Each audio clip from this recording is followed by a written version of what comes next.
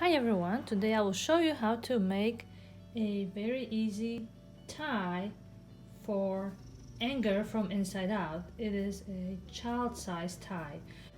To complete this project you will need 10 inches by 10 inches red felt, 10 by 5 gray felt, some scrap pieces of yellow felt, and also a 10 inches long black elastic.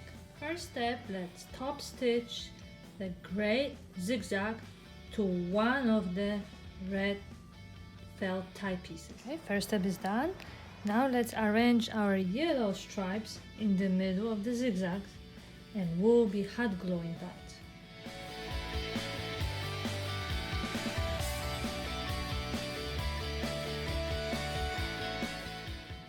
Now that the yellow streaks are hot glued, let's attach your black elastic to the other red piece.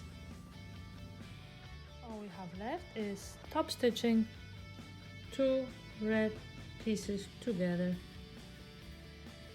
If you enjoyed this project, you might want to check out my other video that shows how to make a headband with fire for anger from inside out.